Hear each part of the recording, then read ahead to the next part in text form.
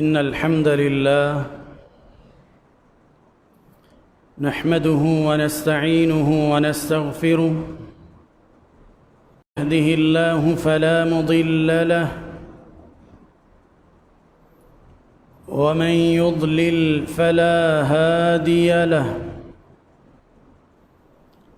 وأشهد أن لا إله إلا الله وحده لا شريك له وأن محمدًا عبد الله ورسوله أما بعد فإن أحسن الحديث كتاب الله وخير الهدي هدي محمد صلى الله عليه وسلم وشر الأمور محدثاتها وكل محدثة بدعة اللهم صل على محمد وعلى آل محمد كما صليت على إبراهيم وعلى آل إبراهيم إنك حميد مجيد اللهم بارك على محمد وعلى آل محمد كما باركت على إبراهيم اتقوا الله حق تقاته ولا تموتن إلا وأنتم مسلمون يا أيها الناس اتقوا ربكم الذي خلقكم من نفس واحدة وخلق منها زوجها وبث منهما رجالا كثيرا ونساء أيها الذين آمنوا اتقوا الله وقولوا قولا سديدا يصلح لكم أعمالكم ويغفر لكم ذنوبكم ومن يطع الله ورسوله فقد فاز فوزا عظيما أما بعد فقال سبحانه في محكم التنزيل ولو كنت فظا غليظ القلب لانفضوا من حولك فاعف عنهم واستغفر لهم وشاورهم في الأمر فإذا عزمت فتوكل على الله إن الله يحب المتوكلين سامعین و حاضرین کا خالق بھی ہے اور مالک بھی اور بلا شرکت غیر اکیلا کائنات کے نظام کو بڑے ہی احسن انداز میں چلائے جا رہا ہے۔ رب العزت اس کی توحید اور اس کی قدرت کی نشانیوں پہ غور و فکر کرنے کی توفیق عطا فرما دے۔ سید البشر سید الاولین والآخرین خاتم النبیین رحمت للعالمین پیغمبر سیدنا محمد الرسول اللہ صلی اللہ تعالی علیہ وآلہ وصحبہ وبارک وسلم کی ذات گرامی پر جو ہمارے لیے ہادی، رہنما، پیشوا اور سیرت کو اپنانے کی توفیق و ہمت عطا فرمائے۔ مکرم سامعین، دین اسلام ایک معاشرتی دین ہے، انسان کے ربط و ضبط مل جل کر رہنے کی تلقین بھی کرتا ہے اور ایسے اصول بیان کرتا ہے کہ جن اصولوں کو فالو کر کے، جن اصولوں کو اپنا کر اس معاشرے میں رہنے والے لوگ ایک دوسرے کی محبت کو حاصل کر سکتے ہیں، محبتیں تقسیم کی جا سکتی ہیں، ایک دوسرے کے دل میں گھر کیا جا سکتا ہے، دوسرے کے دل کو جیت، تاکہ یہ مثال معاشرے میں اس طرح عام ہو جائے کہ اسلام تو محبت سکھاتا ہے، محبت بانٹنے کی تلقین کرتا ہے، اور محبتیں دیتے رہنے اور لیتے رہنے کا کہتا ہے۔ یہ مثالی معاشرہ بن جائے۔ آج ہم ان اصولوں کو جاننے کی کوشش کریں گے۔ وہ کون سے اصول ہیں؟ ایک دوسرے کے دل کو جیت سکتے ہیں، دوسرے کے دل میں گھر کر سکتے ہیں۔ قرآن مجید اور رسول اللہ صلی اللہ علیہ وآلہ وسلم کے فرامین کا مطالعہ کریں تو پتہ چلتا ہے کہ ہر مومن ہی بہتر ہے، ہر مومن میں ہی اللہ نے خیر رکھی ہے، لیکن ان میں بھی درجات بنا دیے۔ رسول اللہ صلی اللہ علیہ وآلہ لا یخالط الناس ولا يصبر على اذاهم، وہ مومن، وہ ایماندار شخص جو میل جول کرتا ہے، مل جل کر رہتا ہے، اور دوسرے کی طرف سے آنے والی مصیبت میں صبر کرتا ہے، خندہ پیشانی سے برداشت کرتا ہے، خیر، یہ اس مومن سے کہیں بہتر ہے، لا یخالط الناس، جو نہ ہی تکلیفوں کو برداشت کرتا ہے، نہ ہی ان کے ساتھ محبت کا اظہار کرتا ہے۔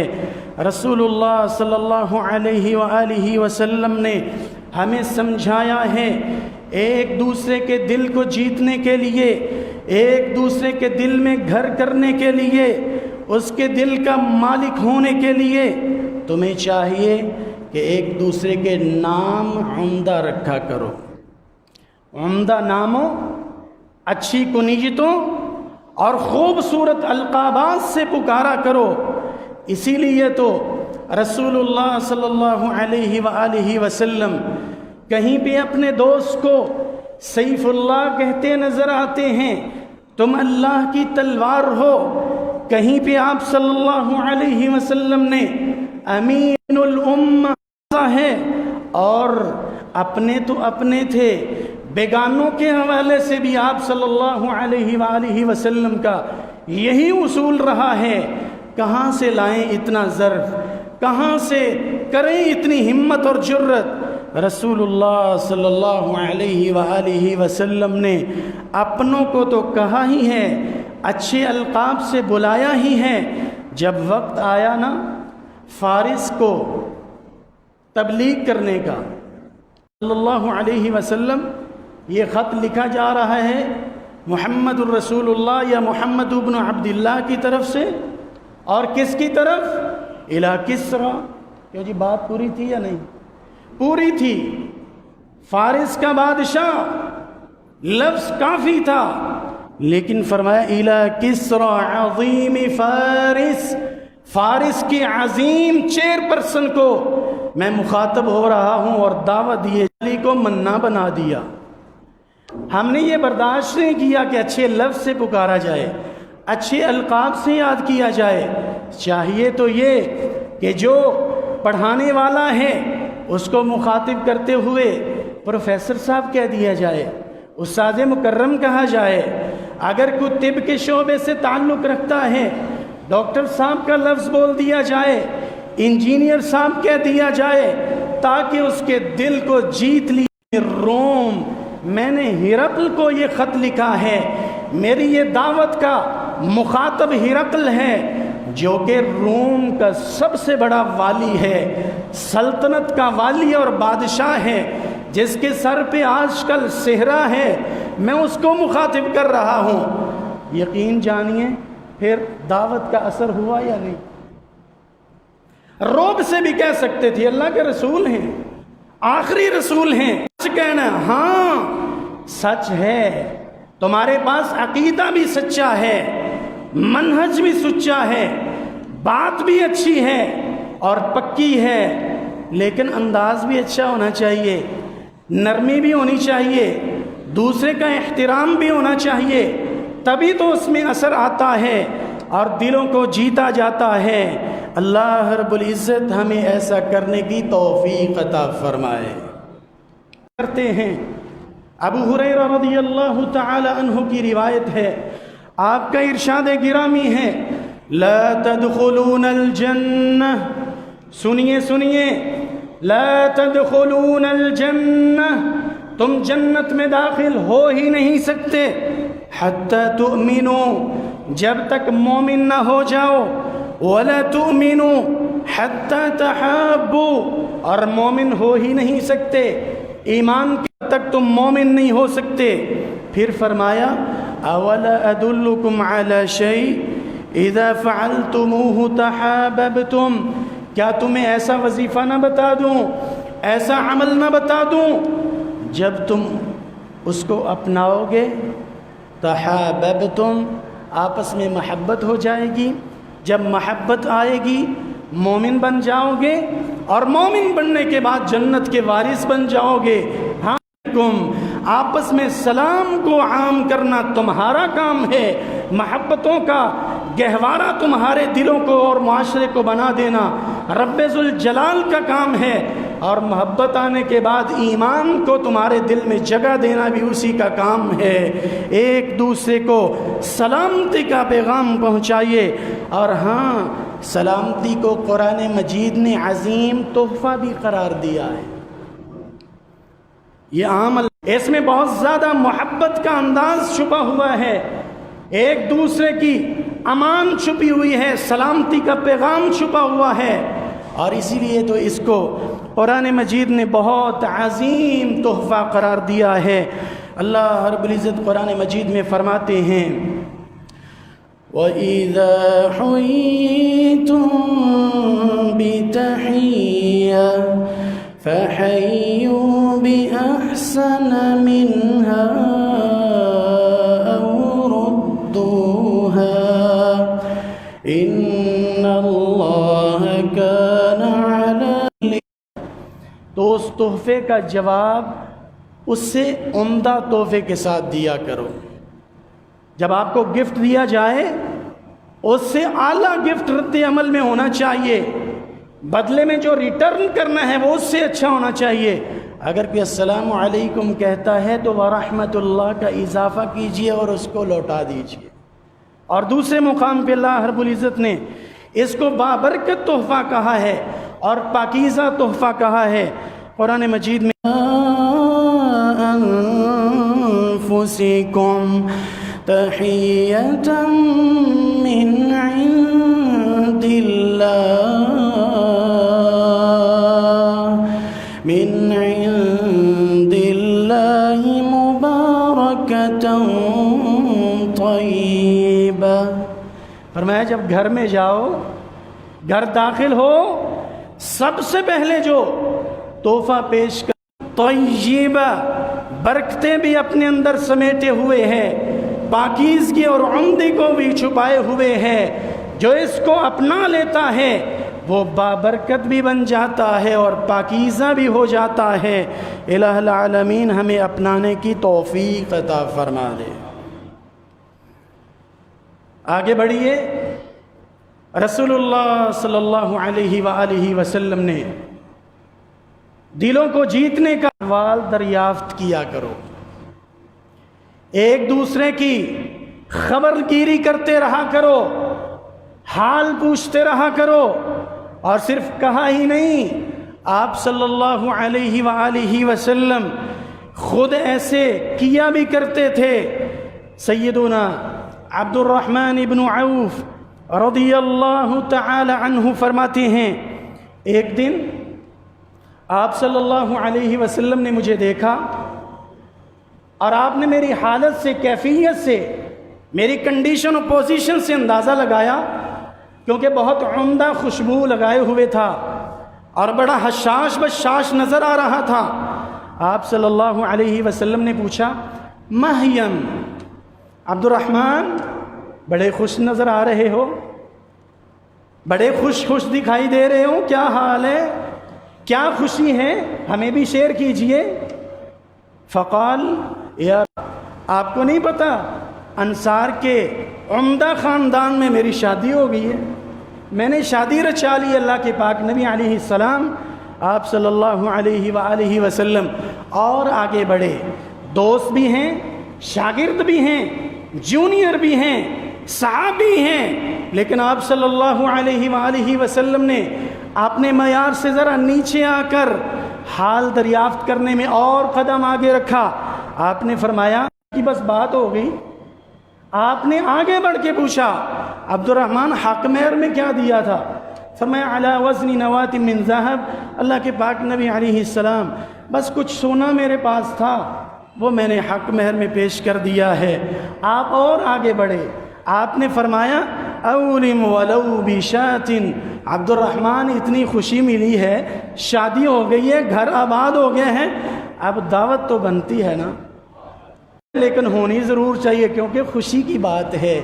آپ اپنے دوستوں کا حال پوچھتے، صحابہ کو مس کرتے، فلان دکھائی نہیں دے رہا، فلان نظر نہیں آ رہا۔ پڑھیے صحیح مسلم کی وہ روایت، ابو ہریرہ رضی اللہ تعالی عنہ فرماتے ہیں رسول اللہ صلی اللہ علیہ وآلہ وسلم کے ساتھ ایسے بھی ہم نے معاشرہ دیکھا ہے، ان امرأة سوداء كانت تقوم المسجد، ایک سیاہ رنگ کی عورت، کہاں ہے وہ خاتون جنت؟ اللہ کے پاک نبی علیہ السلام اس کو تو ہم نے فوت ہونے کے بعد دفنا دیا، آپ کو جگانا اور رات کو خبر دینا، اطلاع دینا مناسب نہ سمجھا۔ آپ نے ان کو تربیت میں ڈانٹتے ہوئے کہا آپ نے مجھے کیوں نہیں بتایا تھا، آپ نے مجھے کیوں نہیں سمجھایا تھا، یہ بات میرے ساتھ کیوں نہیں شیئر کی تھی؟ اور پھر فرمایا دلونی علی قبرہا، مجھے اس کی قبر پہ لے تھے۔ اور ہاں انس رضی اللہ تعالی عنہ نے بھی دیکھا، کہتے ہیں ایک مرتبہ جب اللہ کے قرآن میں یہ آیت اتری نا سورۃ الحجرات میں، یا ایھا الذین آمنوا لا ترفعوا اصواتکم فوق صوت النبی أن تحبط أعمالكم وأنتم لا تشعرون۔ مومنوں، اللہ کے رسول کی بات اور آواز سے اونچی تمہاری آواز نہیں ہونی چاہیے۔ کیوں؟ ان تحبط اعمال، ہمارے شان شاہ نہیں ہیں، میرے نبی کی بات سے تمہاری بات بلند ہو، ان کی آواز سے تمہاری آواز بلند ہو۔ انس رضی اللہ تعالی عنہ فرماتے ہیں ثابت بن قیس رضی اللہ تعالی عنہ گھر میں بیٹھ گئے، بہت دن آئے ہی نہیں، آپ صلی اللہ علیہ وآلہ وسلم نے مس کیا، پوچھا ثابت بیٹا نظر نہیں آ رہا، کہاں ہے؟ ایک صحابی اٹھے کہنے لگے اللہ سر جھکا کے پریشان بیٹھا ہے، کہتا ہے میرے بارے میں شاید یہ نازل ہو گئی ہے، مجھے دھمکی ملی ہے کیونکہ میری تو قدرتی طور پہ آواز بلند ہے، میں اگر وہاں پہنچوں اللہ کے پاک نبی علیہ السلام سے میرے الفاظ اور انداز بلند ہو جائیں، ان تحبط اعمالکم، مجھے پتہ بھی نہ چلے اور جو 2 نیکیاں ہیں وہ بھی ختم ہو جائیں، ضائع ہو جائیں، میں تو اس لیے گھر ہی بیٹھ گیا ہوں، آپ کا اس میں کوئی قصور نہیں ہے، یہ تو اللہ کی دین ہے، آپ گستاخی سے بلند نہیں کریں گے یہ آواز، مسجد آیا کرو، ہم آپ کو مس کر رہے ہیں، اور ساتھ خوشخبری بھی لے لو انت من اہل الجنہ، آپ جہنم میں نہیں جائیں گے، آپ کو جنت کا ٹکٹ ابھی دیا جا رہا ہے۔ آپ صلی اللہ علیہ وسلم یوں محبتیں بانٹتے، کبھی حال دریافت تو کیا کرو۔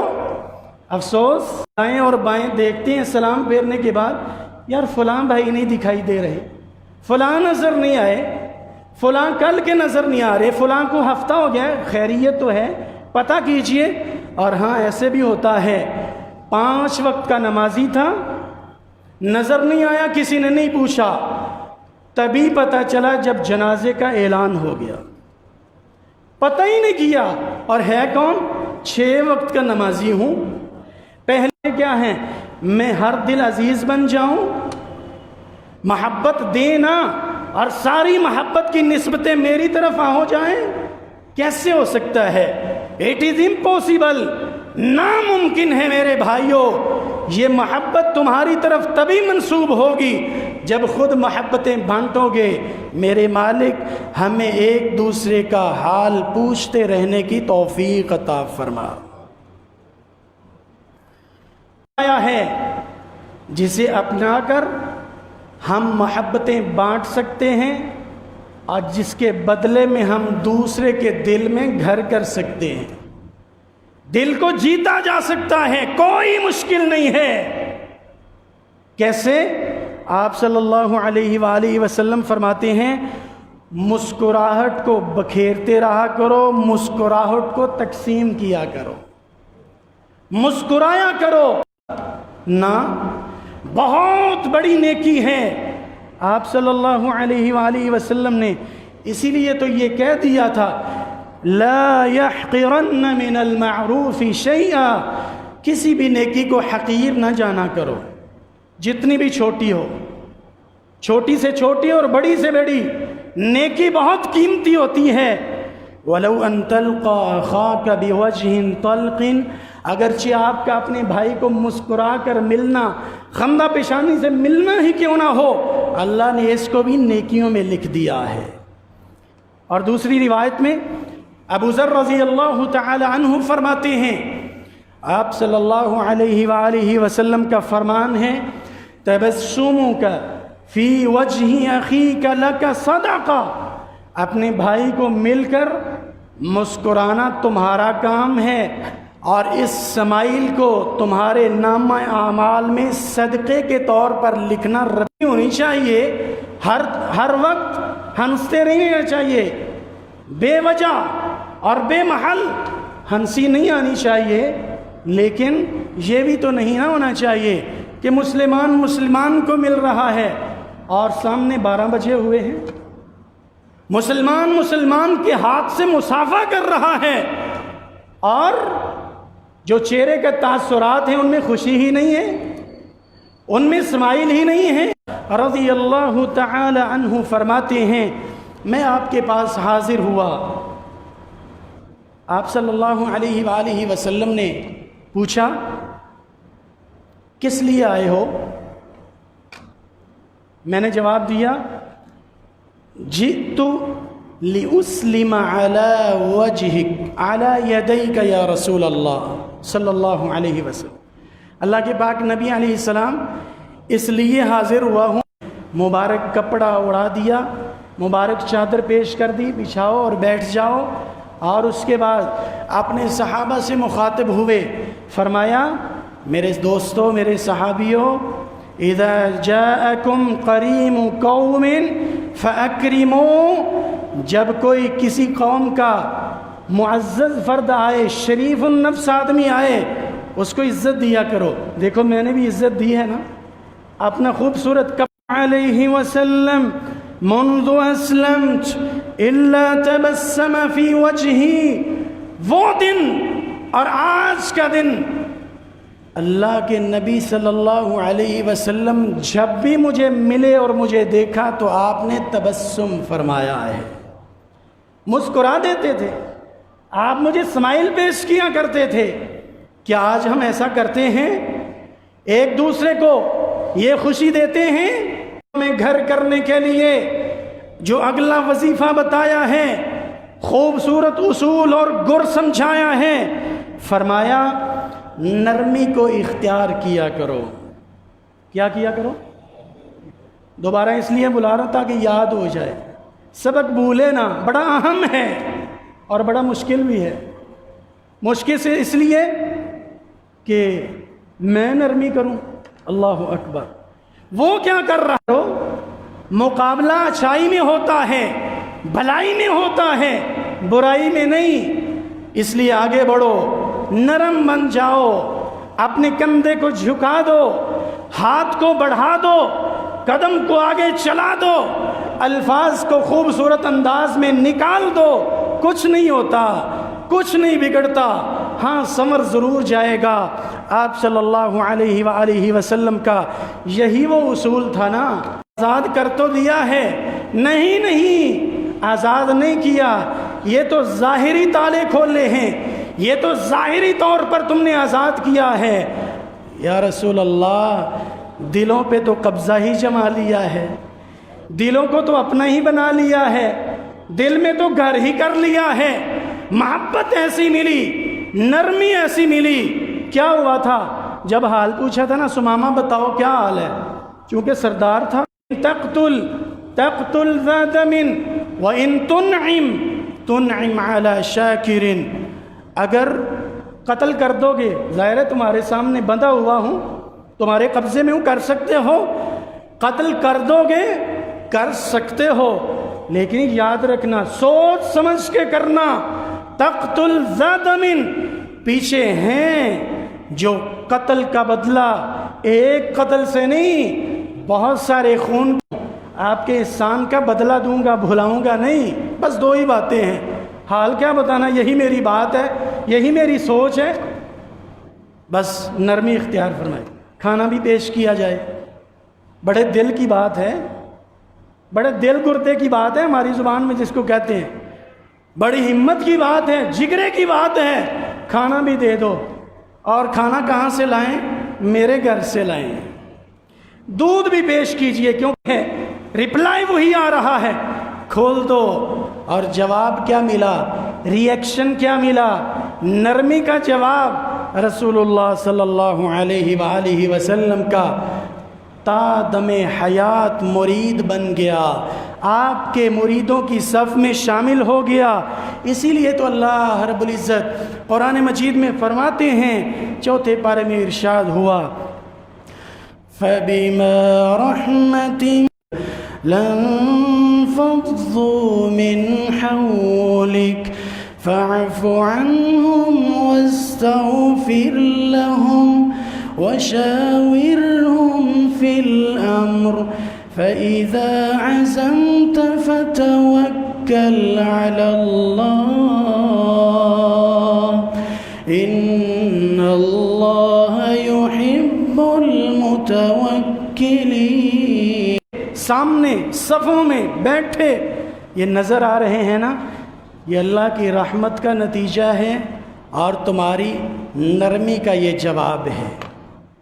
اگر آپ پہ اللہ کی رحمت نہ ہوتی، اگر آپ سخت دل کے مالک ہوتے، ترش مزاج والے ہوتے، نرم طبیعت نہ ہوتی، یقین جانیے صفیں تو کیا صف بھی نہ بنی ہوتی۔ یہ نرمی کا نتیجہ ہے۔ اور آپ صلی اللہ علیہ وآلہ وسلم جب بیٹھے ہوئے ہیں، مسجد نبوی ہے، صحابہ کرام بھی موجود ہیں، ایک اعرابی آیا، دیہاتی شخص، کم پڑا ہوا، تھوڑا تہذیب یافتہ، فبال فی طائفۃ المسجد، اور مسجد کے ایک کونے پہ بیٹھ کے پیشاب کرنا شروع کر دیا۔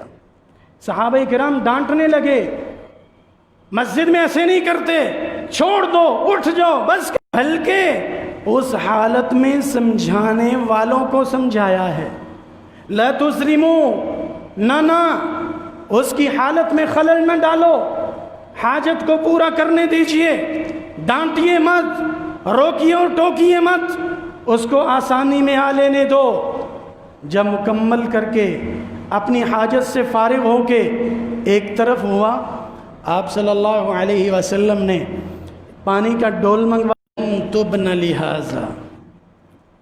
میں یہ کہنا چاہتا ہوں، مسجدیں اس لیے نہیں بنائی گئیں، مسجدیں اس لیے نہیں بنائی گئیں، انما ہی لذکر اللہ وتلاوت القرآن، یہ تو اللہ کے ذکر کے لیے ہیں اور قرآن کی تلاوت کرنے کے لیے ہیں، اور دوسری روایت کو بھی ملایا جائے تو یہ مسجدوں کا ایک مقصد للصلاۃ، یہ تو اللہ کے سامنے قدر آلودہ کیا جائے، جہاں مرضی پیشاب اور بول و براز اور قضاء حاجت کر لی جائے۔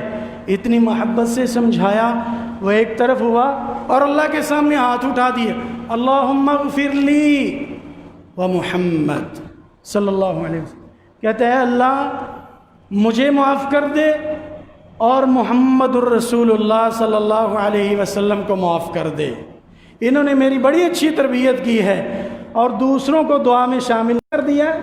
اللہ کی رحمت چھوٹی نہیں ہے، محدود نہیں ہے، سب کے لیے مانگا کرو، دل کھول کے مانگا کرو، اپنے لیے بھی، دوسروں کے لیے بھی، اپنوں کے لیے بھی، بیگانوں کے لیے بھی مانگتے رہا کرو۔ اللہ کی رحمت بڑی وسیع ہے، لیکن نرمی کا یہ فائدہ ہوا، اس کو سبق ساری زندگی کے لیے یاد ہو گیا۔ صرف یاد ہی نہیں ہوا، اس نے زندگی بھر اس کو اختیار کیا ہے۔ اور جنہوں نے کیسے ایسے کہ جیسے عربی نے کہا تھا یرمی الیہ الاحجاب وترمی الیہم الاسمار، اتنے نرم بن جاؤ، اتنے اچھے ہو جاؤ، طبیعت کو اتنا عمدہ بنا لو، کبھی پھلدار درخت کو دیکھو، گزرنے والا جو راہی ہے، مسافر ہے، پتھر اٹھا کے مارتا ہے، وہ جواب میں نتیجتاً ریئیکشن کیا کرتا ہے؟ پتھر نہیں، اس کہہ دیجئے کوئی بات نہیں، لا تثریب علیکم اليوم، آپ نے کر لیا، میری طرف سے نہیں ہوگا۔ پھر اس کا ریئیکشن دیکھیے، پھر اس کا جواب دیکھیے، ایک وقت ہوگا، دوسرا وقت، لیکن تیسری کے بعد ایسا نہیں ہوگا کہ وہ بار بار آپ کے ساتھ بدتمیزی پہ اتر آئے، ایسے بن جائیں کہ دوسروں کے دلوں کو اپنا بنا لیں۔ اللہ رب العزت ہمیں ایسی نرمی عطا فرما دے۔ رسول اللہ صلی اللہ علیہ وسلم تحفہ دیتے اور لیتے رہا کرو۔ لفظ کیا ہے؟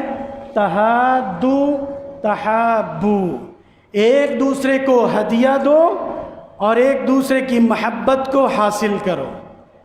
بس ایک طرفہ بات نہیں ہوئی۔ بعض لوگ نا اس کو آدھے انداز میں سمجھتے ہیں، یا آدھا انداز بس اپنانے کی کوشش کرتے ہیں، اور ان کا کہنا کیا ہوتا ہے؟ ہدیہ دینا چاہیے، نیکی ملتی ہے، دوسروں کے دلوں کو جیتا جاتا ہے، لہذا آپ کو کیا کرنا چاہیے؟ ہدیہ دینا ہے۔ آپ تشریف لائیں، ہدیہ لائیں، میں آپ کے پاس آؤں، ہدیہ مجھے پیش کریں تاکہ حدیث پہ عمل ہو جائے۔ حدیث نے یہ سمجھایا ہے تحادو تحابو، یہ دو طرفہ بات ہے، ایک دوسرے کو ہدیہ دو، ایک دوسرے کو محبت میں شامل کرو، تحابو کا باعث بن جاتی ہے۔ اس لیے یہاں پر یہ بھی کہنا چاہوں گا، ہدیے کے لیے چیز کا بڑا ہونا ضروری نہیں ہے، بھی بڑی چیز ہو، زیادہ مقدار میں ہو، بڑی چیز ہو تبھی دیا جائے گا، نہیں، چھوٹی چیز بھی ہو، اخلاص ہونا ضروری ہے۔ کس لیے دینا ہے؟